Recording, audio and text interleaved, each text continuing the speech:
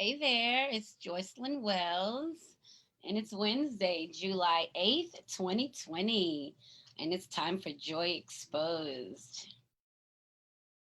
I'm trying to get this technology thing down. Y'all know I struggle here, so let me type a comment and see if I can see it.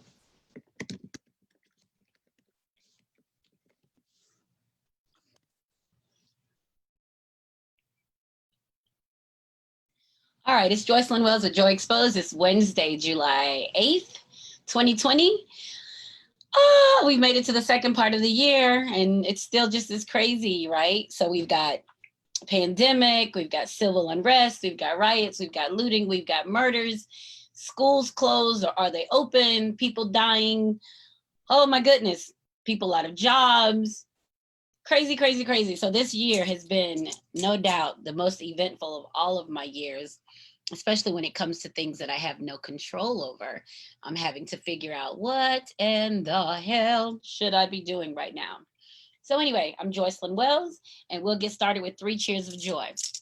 Now, remember, if you don't know, 3 cheers of joy, 3 moments of self celebration, they have nothing to do with anybody other than you, right? So that's what we start off with. And it's just a gentle reminder that you're important. You matter. Your decisions are important. Your decisions matter.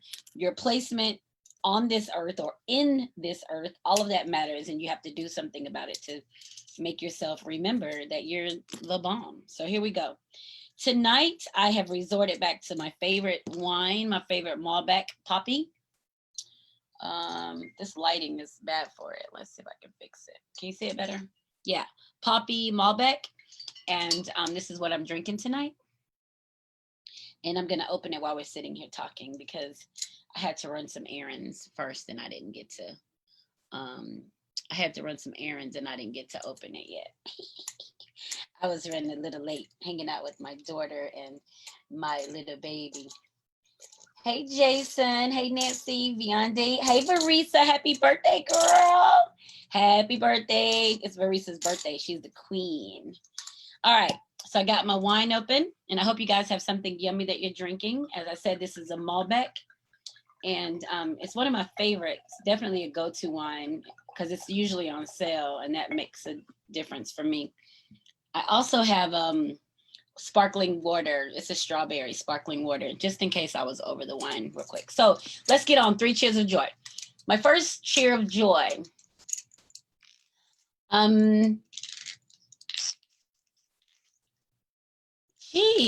Let's see. I got to be thankful for something this week, right? This is crazy. I've gotten plenty of rest, so I'm grateful for that. So, and when I talk about me resting, I have a problem with resting because my brain tells me I should be doing something else, but my body literally wants to rest. So I have been resting this week, which is good. That's my first cheers of joy, cheer of joy. So cheers to resting. And my second cheer of joy is I started a squat challenge.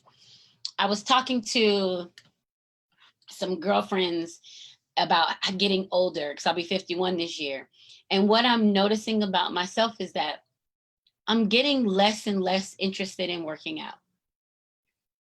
I'm tired of it. I don't know, but it's getting less for me. So I'm trying to do better to work out. So what I've decided to do, and I didn't do it intentionally, is I remember in April I went walking, and then May I did no, that's not true. April I didn't do a damn thing. May I started walking all those miles. June, I did the yoga challenge. In July, I'm doing a squat challenge. So I think my goal is to reach my step goal of 12,000 steps a day and then do some kind of challenge for the month. And that's about as much as I can do because I'm getting really, I'm just tired. I'm just not even interested. I can't get my energy enough to take me through. So my second cheer of joy is I started a squat challenge for July. And we're going to see how that goes. This is my 5th day. This was a rest day. And so far, so good. So hopefully it's going to help me with my knees and, of course, my butt. I don't want to get old and my butt gets low. I need my butt to stay high. So cheers to squat challenge. My third cheer of joy. Oh, I've been wearing this waist trainer. I like it. I want to wear it all the time because I like the way I look in it. Because I feel like I need something extra for my tummy. The tummy just doing its own thing. So I did get a waist trainer, and I've been wearing that. I got it about a month ago, but I haven't been wearing it consistently until this week. I've been literally wearing it every day. So that's my third cheer of joy is wearing my waist trainer. So got to keep that together. So my first cheer of joy was accepting the rest and not making myself feel guilty about it. My second cheer of joy was trying to exercise and the squat challenge. So I'm doing that. We're going to see how that goes. And then in August, I'll do a different challenge, right? So I'm just trying not to overwhelm myself with a bunch of different things because I'm literally not interested. Walking, I know, is tried and true. I have to do that. And then just add a little extra in there until I can maybe get my momentum back up. And then third, I bought myself a waist trainer and I've been wearing it. And I'm pleased with it. So I'm gonna wear that more often, and I'm gonna take a picture tonight because I'm gonna see how it looks in a month if it's really like if it makes a big difference. So I'm gonna take a picture tonight and then again in a month to see if it made a difference. So anyway, cheers to all three of those. My three cheers of joy, my moments of self-celebration. Cheers, Varisa, and happy birthday. Hi, Talisha. So thank you guys so much for joining. I really appreciate that. So let's see what else I got for tonight. Oh, why can I not see all my messages? That's interesting. Anyway, I have to look out on my phone. All right, so that's my three cheers of joy. So let me look and see what I have for Facebook post of the week. There's been a lot of interesting stuff on Facebook, and I try not to get too caught up in it because I'm such an emotional processor. You guys know that about me. I'm constantly looking at things and how it's supposed to be different and what I can do. So I've been faced with a few challenges on Facebook this week, but I'll live. All right, so my first Facebook post of the week, I saw this today. It says, as an American, you have a right not to wear a mask, but just like you, businesses have a right not to let you in, not to serve you. You can't have it both ways. You are free to make a choice, but that means accepting the consequences of your actions. Screaming at employees and businesses for protecting their workers and customers does not make you a patriot. It makes you an asshole.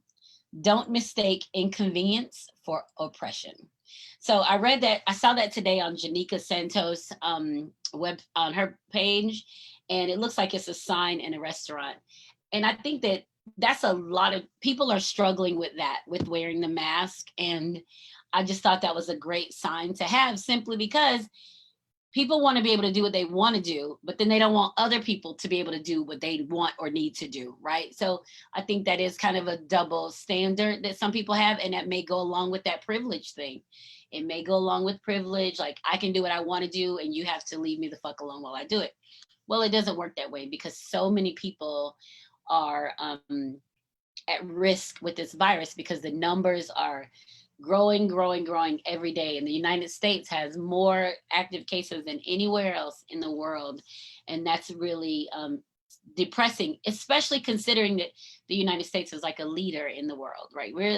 But now nobody wants us to come to their countries. They want to not accept their passengers, not accept us the flights in from the United States. And that's a big deal because we've always been able to travel where we want.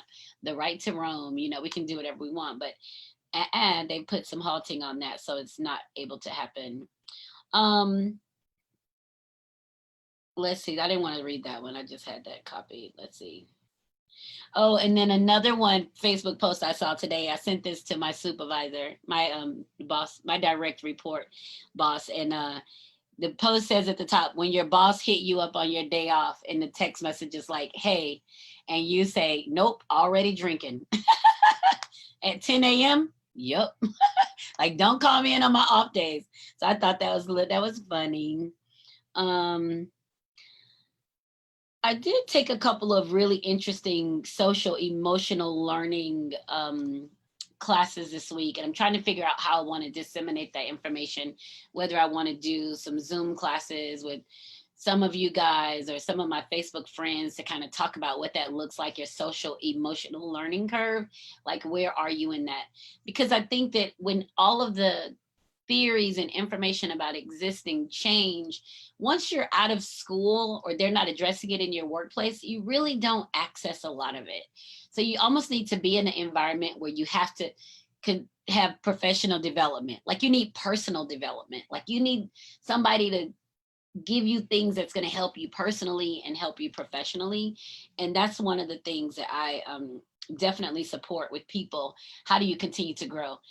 And if you deal with a lot of people, you understand that they're stuck, like they're really stuck and they don't know what to do. And, you know, but you want to give them some guidance. Like, you want to help them continue to grow and understand what their social and emotional learning looks like. How are they socially? How are they emotionally? Why are they bombing in marriages and relationships? How can they have all of these things to happen? So any kind of relationships, same-sex relationships, different sex relationship with your parents, all of that.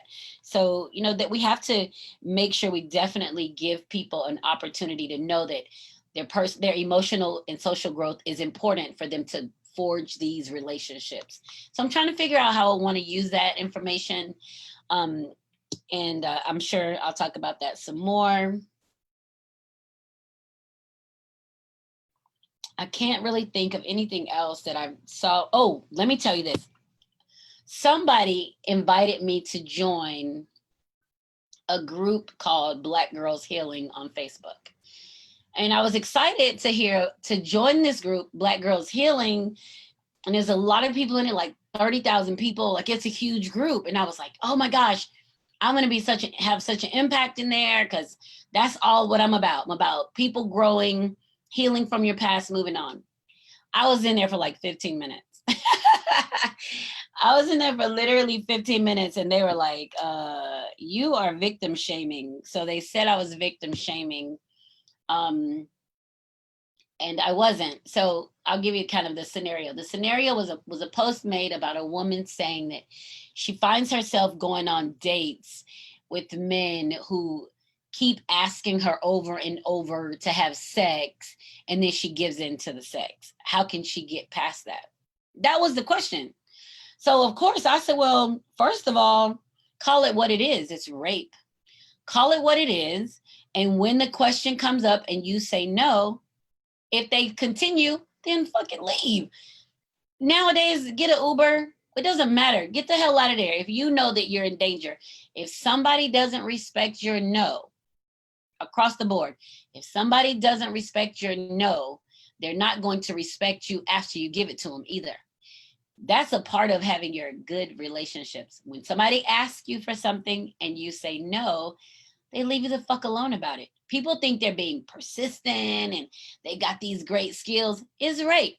You keep asking me, I keep telling you no, I give it to you. That's rape. When it comes to sex, when it comes to anything. And I will explain that to people. If I've told you no over and over and you keep on, you're literally trying to take something from me that I don't want to give you. That is rape. So I said that in the post and I was like, so, you know, you have to make sure that you got to take care of yourself. Even back when I was young, if I left the house, my mom always made sure I had money, a quarter, to make a phone call if I need to leave somewhere and call home or call somebody to come get me. Like, that's not new information. Well, the women decided that I was victim shaming because I was making it seem like it was her fault. So I was like, if it's happened multiple times and it's continuing to happen, does she not have any power? Like, so for me, that sounds like you are at least the second. I'll give you the second time. The third time, you are at least responsible for your safety. The first time you let somebody else do it. The second time you let somebody else do it, that's your issue right there. But the third time, it's really your issue. Like, when do you develop enough about yourself to, especially if it's bothering you? If it doesn't bother you, have at it. But if it bothers you and you're asking how to get over it, that says you're trying to take a different action. So I thought I was giving sound, solid advice. Well, the women in the group decided that I was not giving sound, solid advice, that I was victim shaming, and I was acting like it was her fault. So then I decided, I had a little back and forth, and I was like, that wasn't my intention, but there's power in getting yourself out of a fucked up situation. Like, there's so much power in saying, I'm out of here. Well, after I kind of went back and forth a couple times, I realized this isn't a group about healing. This is a group about being a victim and supporting being a victim. I don't support that. And that's why I always say, when something's going on with someone, if they aren't asking for help, I can't help them. I literally can't help them. I don't have that in me to support you in this space. If you're in the space and you want to be in the space, great, be there. But you don't get to give this information over and over and over and you don't take any action. So I was really just a little disheartened by it, because I was expecting Black Girls Healing to be about women trying to get beyond these moments into that powerful place of no, and setting boundaries. I talk about those things every week on my show. How do you set boundaries? How do you protect yourself? And I mean that. Like, I literally mean protect yourself. And it's okay. Nobody can take something from you that you don't want to give. And if they do, hold them accountable. And even in the group, they weren't even saying that. They didn't even want to call that rape. And they weren't calling the police. They were just taking it like somebody's just literally mistreating and abusing them, and they're not doing anything about it, but taking it. That to me is crazy. Like, so that I didn't last long in the group. I went ahead and exited because I just decided that they weren't ready. It's like when I talk about leading people to freedom, if people don't know that they're a slave, they're not going to follow you to freedom. If people don't know that there's something else, they're not going to follow you to that good space. They're going to stay in that space, and they want you to stay in that space with them, even if you know already the space fucking sucks. It's not fair. It's not fair to people who have a purpose to fill. It's not fair to the person who's carrying the burden of the fact that they've been raped. That's not fair. It's not fair. It's not safe. Social emotional learning. It fucks you up dealing with people. Socially, it fucks you up emotionally. That ties right into that. So I didn't last very long in the group of the Black Girls Healing, and I didn't last there. So I left the group, and I just was like, okay, I'm done. But I thought that it was going to be something in a way that people were trying to move beyond the pain, trying to move beyond the hurt. That's where I'm function well there. I function beyond the pain. Like, once you know it's pain, or once you know it's bad, let's go. But if you know it's bad and you want to keep reliving over and over in this space that it's bad, and you're not ready to take a step, I don't work well in that space. So, there's nothing we're all wired different. We are. I hurt. Y'all have seen me cry. You've heard me fussing. Y'all know I'm just as human. I'm a human. Y'all know that. You also know that I want to keep myself safe, and I want to give all the goodness that I have to get to where I'm supposed to be for my purpose. So I have a hard time sitting in the space where somebody wants to wallow in it, because God chose me to move. He chose all of us to move. We're mobile. Like, that's how we're designed. It's time for us to go. I said a few weeks ago, you have three chances. The first time, tell me about it, I'm listening. The second time you tell me about it, I've listened, I've thought about it, I've processed it for you, I have some ideas. You coming to me again, you come to me a second time, you want some ideas. You come to me a third time, and I'm gonna ask you, what happened with the ideas, with the suggestions? What did you find out about that? Did you read the book? And if you didn't, that lets me know already you're not ready to move. Like, it's time to take action. It's literally time to take action, right? So I have to be very careful, because it can probably come off as brass or mean, or it could come off that, and it's never my intention. Like, it's literally never my intention, but I see greatness in everybody. and I see greatness in myself. So I have a hard time seeing less than greatness in you. If you can't see greatness in yourself, then we can get to that. But when I see you, I see greatness. That's how I deal with every single person. Like, you are the greatest. You are the greatest at what you're supposed to do. I can't see anything less than that. So, I've had a tough road. I've struggled. I've had my bull crap. Jesus, I don't want anymore. And it can come, but I keep myself safe about it. I'm not arguing with anybody. I'm not fussing with anybody. I'm not relegating myself to second place because of somebody. I'm not dealing with somebody's irate behavior because they don't know a different way. I'm not doing any of that. I'm here doing what I'm supposed to be doing, moving the way that I'm supposed to be moving. And that's how I feel everybody should be doing at this point, especially when there's so much turmoil right now in the United States. Nobody can, none of us literally have an opportunity to stay still. None of us can stay still. We've got so much work to do. We've got so much work to do. I talked about this last week, saying we've got to make sure the table is set and prepared for the kids who come behind us. We've got to make sure they have a place to go eat. Not just today, tomorrow. The grandkids, the great grandkids, we've got to clear all of this land for them to be able to move forward and get to where they're supposed to go. I'm not sitting up waiting on somebody to do it.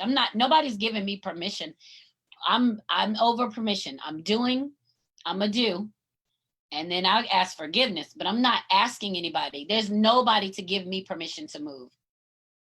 My rights are equal as every other United States citizen. Every other citizen, we have the same rights. So I'm not waiting for somebody who they think they're better to give me permission. I'm not. I'm doing exactly what I need to do, and I'm moving along my path. There shouldn't be anybody on my way in my path, because at this point, nobody's even considering that, because I've already moved beyond the crabs in the barrel trying to pull me back, or the naysayers, or somebody trying to block me. I feel like I've moved beyond them, because now in this space, it's recognized that I'm fucking moving, like I'm on my thing, right? So I'm not worried about that anymore. And I've been working on that mindset. Since Kobe died, and even I was saying I was on my Deion Sanders-ish. So all of those things, those great men, those men who knew without a question that they were phenomenal. Shit, Michael Jordan, I watched his special, and he was like, if they're saying you're a bitch, or they're saying you this, it's because they've never been hungry. They've never wanted to win anything. People who haven't wanted it don't know what it takes to get it. So those are the ones who can tell you that you're being a bitch or you're being mean, because they haven't went for it. They haven't competed for it. So I love the mindset behind the win. Serena Venus Williams. I love that winning mindset. And I have all of these sports references because that's who I see on the TV. But there are others that are just as amazing, but I wanted to tap into my greatness. I want to tap into that. And I've been literally working on that. And that's how I feel. Like, I was sitting with a group of people talking, and I was like, oh, I'm the leader. They're like, we don't have any leadership. I was like, I'm the leader. That's me. I'm the leader. I'm ready. I'm here. I'm the leader here. And they just kind of looked at me, because they didn't know what to do, but they didn't know if I was serious or not. But yeah, if you're around me and you're telling me you don't know what to do and you're looking for a leader, I'm your fucking leader. I'm the leader. Like, that's what that is. If you can say it and you know that you need something, I'm your leader. I'm the leader. Because I'm not going to say I'm looking for a leader. I'm the leader. Like, I have accepted that, and I own that. I'm the leader. Let's see what's supposed to happen. I may not know what's supposed to happen, but we can figure it out. I'm not relinquishing my position to someone else out of fear of not knowing. The beauty of it is we can know anything. We can know anything. We can find out any information. And I'm sure that every single one of you have something that 1,000 people behind you don't have, and you can take them to a different place. So I'm working on it. just making sure I stay firm in it and I'm not questioning, can I do it? I'm not questioning that anymore. I can do it. Sure, why not? Let me see. My self-efficacy is through the damn roof right now. Like, because I know that I have so much power and the strength of God and the strength of universe moving in me that I'm not allowing myself to question it for a man. For a human, no.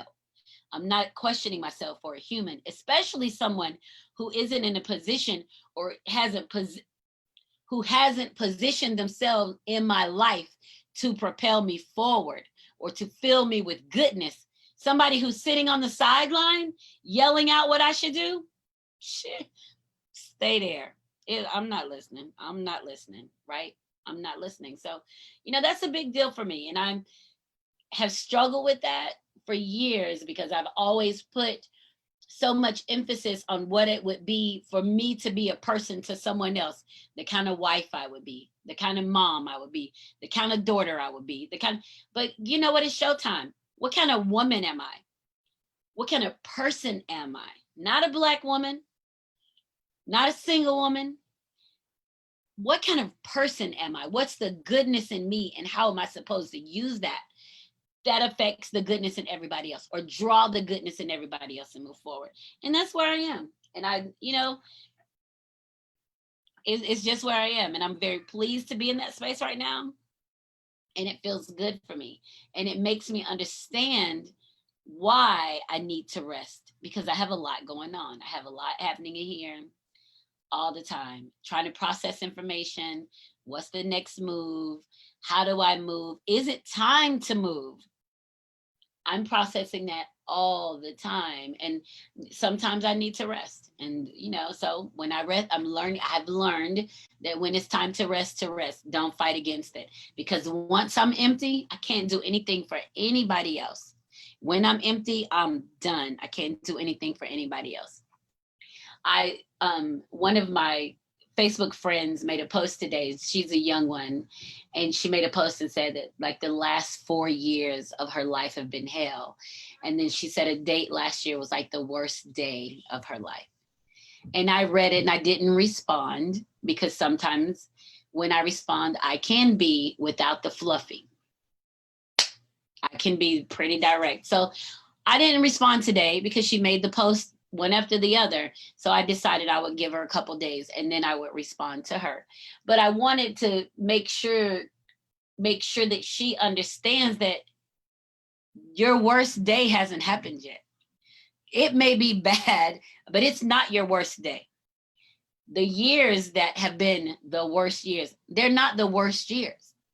There will be times, because we have to have the mental capacity of what it's like to be broken down, to be just soil, to get rid of all the shit our parents taught us, to get rid of that and to start rebuilding on your own accord as the person that the universe needs you to be.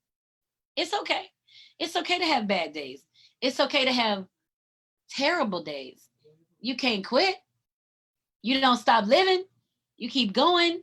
And when you keep going, you have to keep growing. So, and I'm going to talk to her about that, because I need for her to understand that she's young, and most of the dramatics and pain happens in our 20s because we're trying to slough off the stuff that we've gotten from our parents that belongs to them.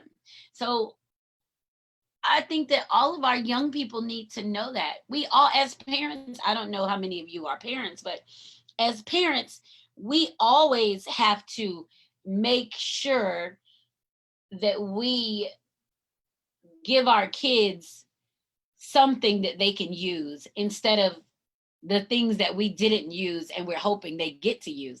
We got to allow them their own area of growth.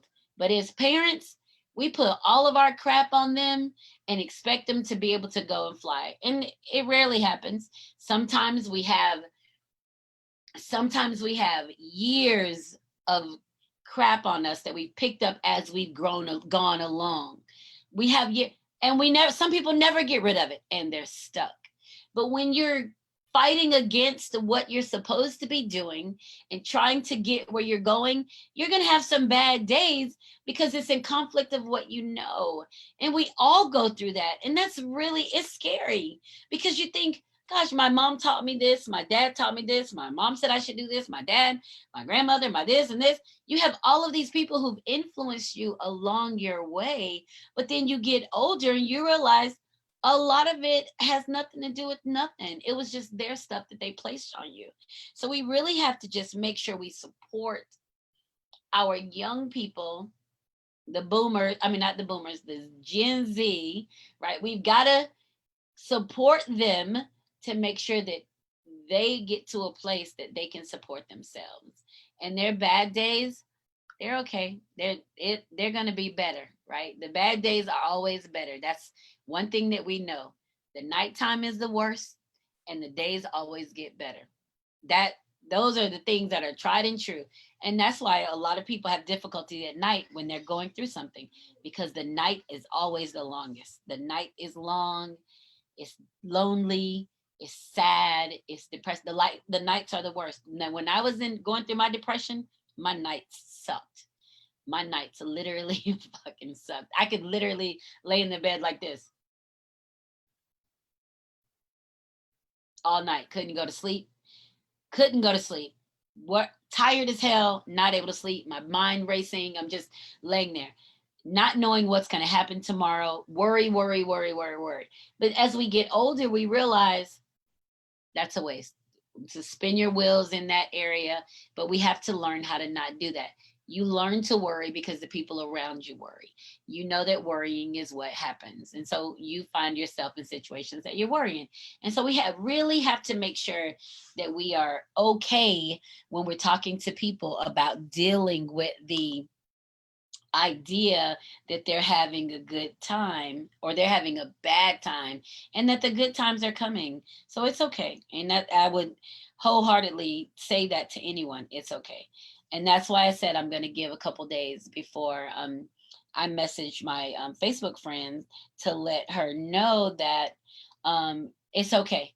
And as dark as the days seem, there will be darker days. There will be days when you feel like your eyes won't even open. And you welcome those days just like you welcome the good days, because once you come out of that yucky time, there's goodness on the other side of it. Get to the other side, like literally get to the other side. So let's see. What else was I going to talk about tonight? So what's going on with the schools? Oh, that's another thing. Next week, I'm going to have a phone line where you can call in. I'll pub it this week, and maybe I can get more people to call in and stuff. We'll get people to call in, see how that goes, since I'm getting a little more comfortable with my technology. So what's going on with the schools talking about opening? So they're talking about opening the schools, even in the midst of our COVID numbers. What are we, like week 13 of COVID? Shit, I can't even remember. Let's see. April, May, June. So that's 12, 13, 14, 15 weeks into COVID, right? So we got 15 weeks into COVID. Our numbers are crazy. School starts in 4 weeks. And they're talking about opening schools to full capacity. That's crazy, right? Don't you think? Hey, Kim. That's crazy, talking about opening the schools to full capacity. And two things are assumed with that. One is that teachers are going to go to school. That's the first assumption. Two, parents are going to send their kids to school. I don't even know how that works. And I didn't think that I would be in the position of trying to figure out if I would, in fact, go back to work.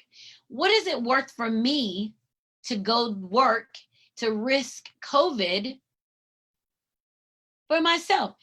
And this is the thing, as a teacher, we take a certain amount of risk being a teacher. Your kids being bananas, the school shootings, which became a thing. I know that my children in my classroom are my responsibility. I know that they're my responsibility when I'm there. But that's saying, in an act of impromptu crisis. That's um, an act of somebody coming on the campus of a school, of an intruder or a school shooter.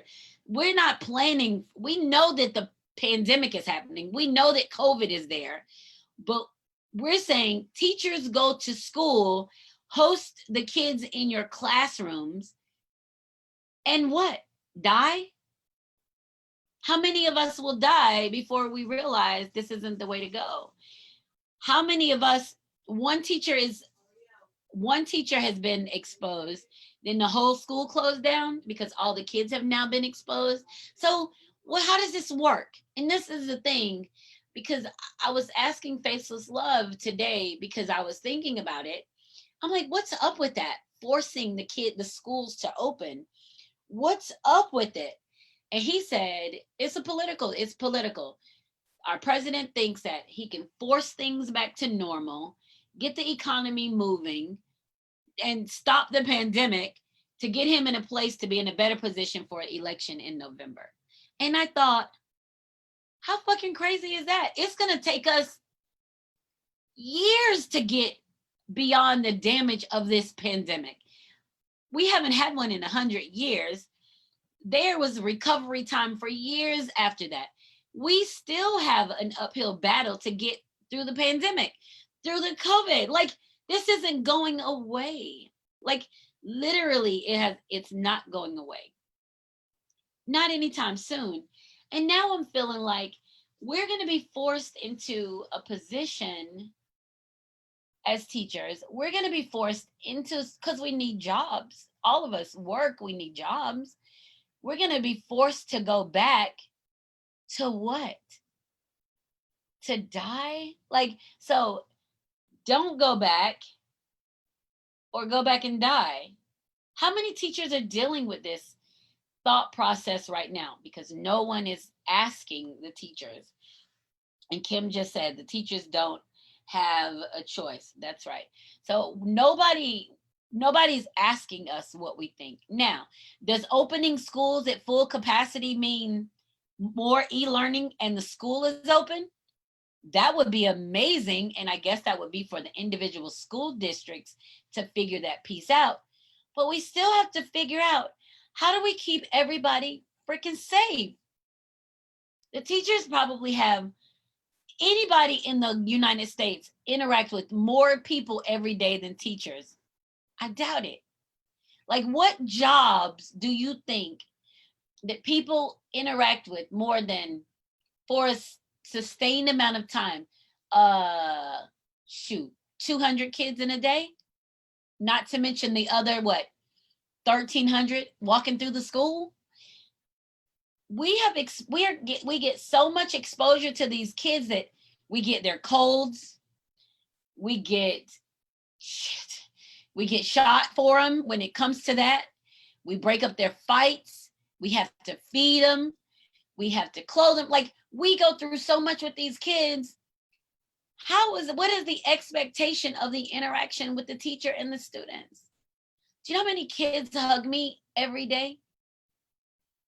That hug me every day, that want to talk to me about something private and they want to get close enough to talk to me, that stand around my desk, that want to wear my sweaters, to sit in my chair, to share something with me. That's all day long. That's literally all day long. And you think that we're going to take these kids and tell them that the one person, the one role that they can interact openly and honestly with is the one person that now they can't even touch and get close to? The kids aren't going to be able to handle that. The kids won't be able to deal with that, because for some of the kids, the teacher is the love that they don't have. A lot of them. And so you have some affluent families that may keep their kids home and teach them through virtual school, put them in virtual school or homeschool them. But then you have the lower socioeconomic status kids who are going to have to come to school. Those are the ones with the behavior issues. Those are the ones that don't have any food. Those are the ones whose parents don't have any time for them, or don't take care of them, or don't want them, or in foster care. Those high risk kids are the ones that's going to be looking for a place to come to. They're coming to the school. So what's the level of risk for the people who are at the school if no one's even protecting the kids at home? It's a higher level of risk for the people for the faculty and staff and teachers and other students at the schoolhouse. That's really difficult for me, and I'm trying to figure it out. And I enjoy teaching. I love it. And I love my kids. I look forward to getting my new roster. This time of year, I'll be shopping. I'll be at Target. I'll be at the Dollar Tree. What am I going to put in my classroom? Trying to get something new. What my desk going to look like? What's my first day of school game going to be? This is all the stuff that we teachers go through every year. And now we're sitting here like, I don't know what to do. And I'm going to be sent in to die. Like, I'm literally going to be sent in to die. Like, the expectation is that my life doesn't mean anything. The expectation is I can go take it. I'm going to be going to school. I'm going to go to die. And that's a tough one. I wonder how many teachers aren't coming back. We had teachers that retired because of the e-learning, because they didn't want to do the technology. They felt like they couldn't. They've been around long enough. I'm going to retire. And now you've got teachers that you're saying, go into the school and teach these kids, all for politics. For politics, like, I'm going to risk my life. I'm going to die so that this person feels like he can get the numbers he needs to be elected president? That's crazy. Like, where's my choice in it? My choice is to not go to work. Yep. My choice is to not go to work. So Reginald said his friend works in the Florida school system as well and has the same concerns. It is fucked up.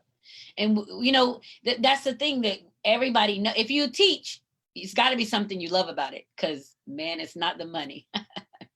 So it's got to be something that you love and you feel for the children. I know my heart, Thanksgiving break, Christmas break, spring break, holidays off. Those are hard for me because I don't know if I'm going to see the kids again, because they struggle with leaving. My kids, because I'm at alternative school, they struggle with leaving for those time periods because they don't know when they're eating. They don't know what's going to happen. They don't know when somebody's going to be kind to them again. It's tough, right? It is a tough situation, and we're in it. So I'm going to be hopeful that as the superintendents, the governors, oh God, that's crazy in itself. The governors, the superintendents, Commissioner of Education, I'm going to hope that when they're having these meetings, that someone is thinking about the human capital and not just politics. Someone is thinking about what it means. Think of it. How many teachers would have to sue their school district for getting families suing the school district for their teacher in the family getting COVID and dying? How many lawsuits would you see for that level of risk? Because that's not written in any contract. That level of risk isn't in the contracts. We do our active shooter drills, tornado, hurricane, fire. We have all of these drills. There's not a COVID drill.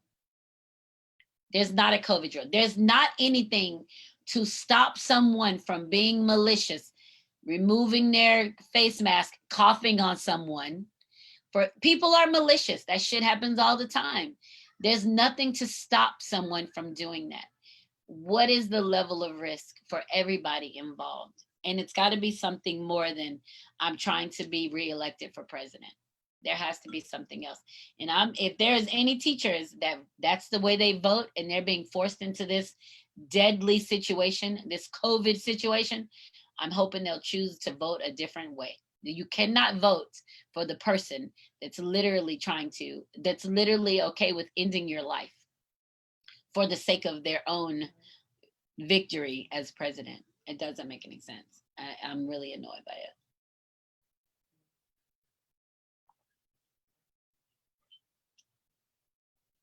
So I guess the parents are now in a position that they're trying to figure out what to do with their kids. Keep your kids at home. or let your kids go to school. I feel like my son is 17 and he is getting ready to graduate. If he could finish his last year remotely, then I would advise him to finish his last year remotely. So we're going to see. All of this is going to play out. Like all of this literally is going to play out. And not to mention, I know you guys saw that Harvard and MIT, I believe, filed lawsuits against the president or the White House, whatever it is, because they're talking about cutting off the funding for international students if they don't go on campus. They're talking, so they filed a lawsuit against that already. These schools aren't playing about this money for these kids and these international students being deported. We can't afford to deport anybody. Americans are going to be deported from wherever the hell they are because we're fucked up over here. So that's what's really going to be an issue when they're kicking Americans out, because we have now become the immigrant, the problem, right? In other countries. No, and talking about cutting funding in schools if they're not open completely. You know, that's just such a bully mentality. Like, how do you, if you don't do what I tell you to do, that's such a fucking bully. This bully mentality. And people are so caught up in following along with that mess that it is just, it's disgraceful.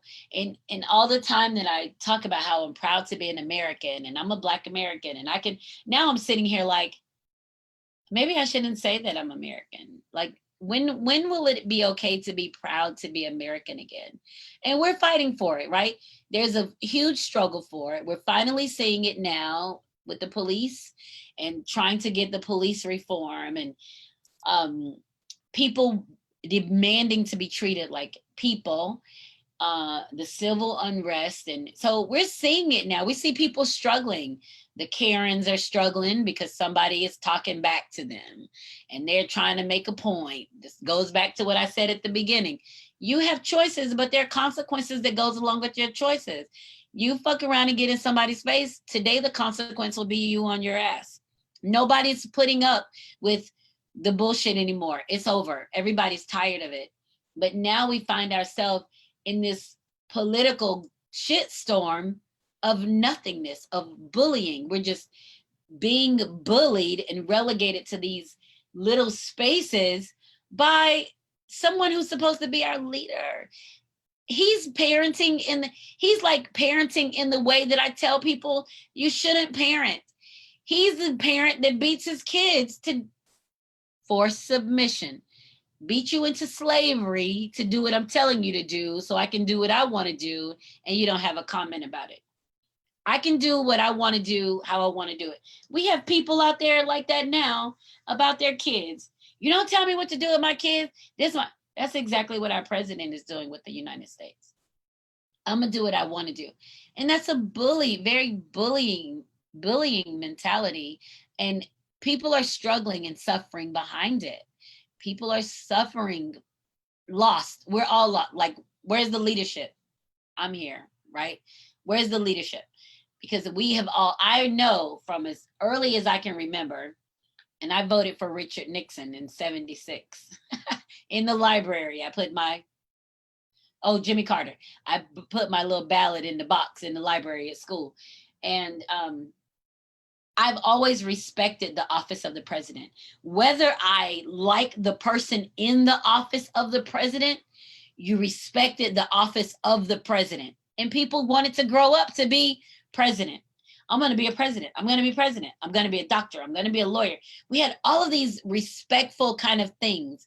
And then we get this person who has no respect for what it means to be great in the world, not great in your own head, but to be perceived as greatness by the countries around you, to be a master chess player, not master manipulator.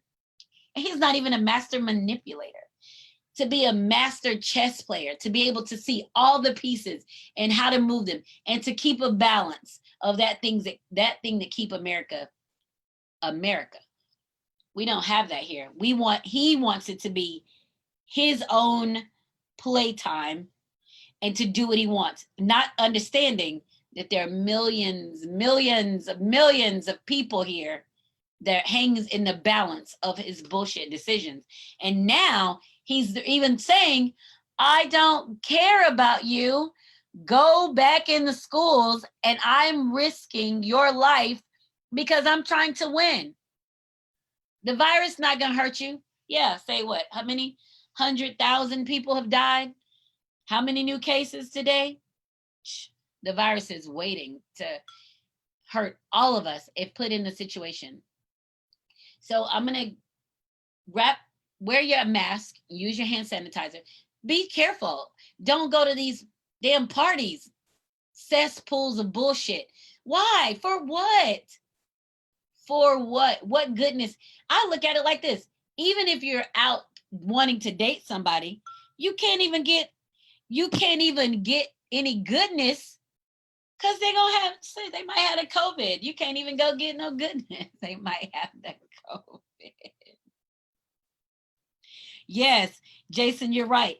He is being played by other world leaders, and we're seeing that. We are seeing that. He's not a chess player. He thinks, that's what I'm saying, in his own mind, he thinks he's doing something, and he's not. He's not. He's got us really fucked up. And it's going to take us, shit, I won't even live to see us recover from this bullshit mess he created these past 4 years. I won't live to see that. That lets you know how long recovery takes from these actions. I won't live to see that. This will be something always in play. China, who is it, the person in China, Kim Jong, has now set it up that he'll always be in leadership there for the rest of his life. They won't vote him out. That's all because of this bullshit that our president has going on. He was able to do that. It's crazy. So much shit out there. Jason, I'm not even gonna get caught up on there. He is definitely a pawn. He is definitely a pawn. But he wants to come off as he's great, but everybody can see him. Most people can see him as he is now, but a lot of people were supporting his bullshit. Hell, Herman Cain was at his convention, his rally, and he in the hospital with COVID. Oops. How'd that work out for you? Crazy. All right, let me tell y'all this story real quick before I go. It's almost 10 o'clock. So, okay, don't forget next week I'm going to have a number and I want you guys to call in and we have some discussion topics. So that's the first thing. Also, don't forget my books are available on my website and Amazon. And any past episodes of Joy Exposed can be downloaded from Google Play, iTunes, SoundCloud, Spotify, Pandora, iHeartRadio, and YouTube. This will be uploaded probably this episode will be uploaded in a couple of days. And subscribe to my channel. I know we had a blackout yesterday. Subscribe to my YouTube channel. I need subscribers. All right. So let me tell you guys this real quick. So this is kind of how my week started. I was sitting up here talking about it and the COVID, it made me think about it. So a really good colleague of mine whose classroom is right next door to mine sent me a message and told me that he had been diagnosed with COVID. And he's older than me, so he's probably 65. I always say he's old enough to be my dad, but he would be really young. So I think he's probably 65, 66, maybe. Anyway, so he said his wife had COVID. She had been in the hospital for a week. When he found out he had it, then he went to the hospital. So after he'd been in for a week, I was sending him a message every morning. Hey, how you feeling? Hey, just trying to keep a finger on the pulse, And he sent me a message and said that they were over the hospital. He said, we're over the hospital. And if this is our time has come. We're done with this. He said, we're just really talking about, now they're at the same hospital, but they're isolated because they got COVID. So they're there together, but they're isolated. He said that they have talked and decided that if they were in their last days, they would rather be together than apart. So they were contemplating going home to spend their last days together so that they could at least be together. I'm telling you, I read that message, and look, I'm about to cry thinking about it. I read that message, and I probably cried for an hour because I thought, what in the hell how do you, I can't imagine being in a place knowing that my death could be near. Like, and it's not in a, that you have to make a decision for what to do. And I laid there and I thought about it. Like, I can talk about dying now. I can talk about dying and what I want. But when death is in your face and you just have to succumb to whatever, either whatever God's will is, whatever the will is, you're going to get over it and live, or you're going to die. You have to succumb to that. What is that like? So that was my first thing. The second thing is that I want to have that love. Like, I want to have the love of someone, or to love someone so great. Not that us dying together is more important than us dying apart. Like, I want that. Like, to me, that says, and I always talk about how he loves his wife. He loves his wife. He talks about her, and not talk about her like brag about her, but he makes reference to her like a part of him. And you know me, I say, you know that a man loves you because he treats you as an extension of himself. And he talks about his wife and lively talk about her. And I'm always like, man, you absolutely love your wife. And that's one of the things that I didn't have in my marriage, that celebratory conversation from my husband about me. Like that, ooh, this is the greatest thing ever. Like, I didn't have that. And I may not ever have it, you know? I can talk about me that way. And I want to be able to talk about my husband that way. But I thought, how amazing is it to have that kind of love in all the chaos and mess that's going on, and how we all want to live and how we're all trying to live. You start thinking about what it means to have that love, that it's greater than, being in it is greater than anything else. And I read his message and I sat there and I cried. And I didn't cry like sadness. My tears were happy tears of like, man, he found it. Like, that's probably, I don't know many loving marriages and relationships. And I don't know about you guys. I didn't see it in my parents. They divorced when I was young. So I haven't had a lot of experience with healthy, loving relationships. Seeing them, probably two, maybe three. I haven't had that. I haven't had the experience of it. And I want it for myself. And maybe everybody doesn't get it. But I was just weeping for him, knowing that he had it. Like, he and his wife had this love that goes beyond anything else. And that just warmed me so much. So the next day I sent him a message and they were still there. And then I sent another message on yesterday, and they made it home yesterday. And I was like, do you need anything? And he was like, I need you to stay safe. And so I just was thinking, like, what does the school year look like if he doesn't come back? how would I have known the last time I saw him could be the last time that I see him? And it's not to say that he's dying, but he has COVID and he's in the high risk group, and his wife has had like breast cancer. So they're both high risk.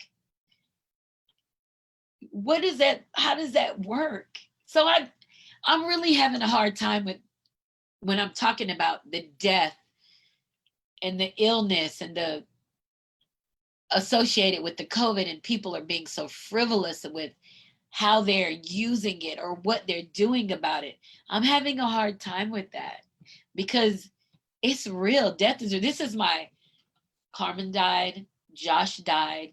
Now he may, but he has COVID. Like, so all of this is since the pandemic started that I've lost all of these people that have been close to me in my life. And I'm like, if people can't